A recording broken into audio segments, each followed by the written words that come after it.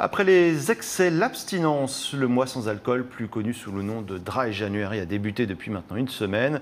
Pour les fêtards, plus question de terminer les bouteilles ou même de les commencer. Un défi donc, et la possibilité d'améliorer sa santé.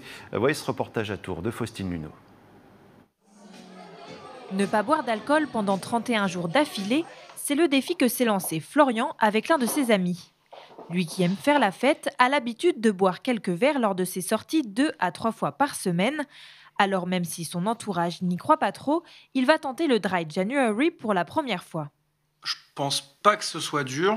Après, c'est sûr, au niveau des soirées, j'appréhende un peu le fait de sortir sur Tours ou sur Plume précisément. Mais on va prendre des bières sans alcool ou un Perrier tranche et on verra ce que ça donne. Mais je pense qu'on peut quand même se passer pendant minimum 30 jours d'alcool.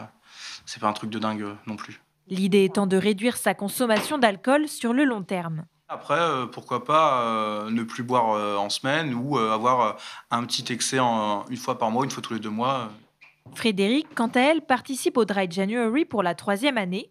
Même si elle n'estime sa consommation qu'à 2 verres par semaine, c'est une expérience qu'elle trouve bénéfique. Ça m'apporte un mieux-être, c'est-à-dire que de faire un peu plus attention. Pas que j'ai une grande consommation d'alcool, mais je trouve que pour les fêtes, on a souvent tendance à boire plus que d'habitude.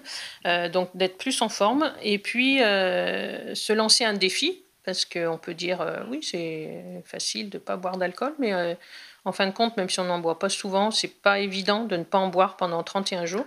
Or, des études démontrent qu'arrêter l'alcool, même pendant seulement un mois, peut effectivement avoir des effets positifs sur la santé. Le bénéfice le plus fréquent, d'abord, c'était d'être content de soi. Après, il y a des bénéfices en termes de qualité de vie. On va mieux dormir, se sentir moins fatigué. En termes physiques, on va avoir potentiellement une perte de poids. Après, il y a d'autres paramètres physiologiques qui vont baisser au bout d'un mois sans alcool. On va voir la pression artérielle, la fréquence cardiaque qui vont diminuer, le taux de cholestérol aussi qui peuvent baisser. N'oublions pas que Santé publique France recommande de ne pas boire plus de 2 verres par jour et pas tous les jours.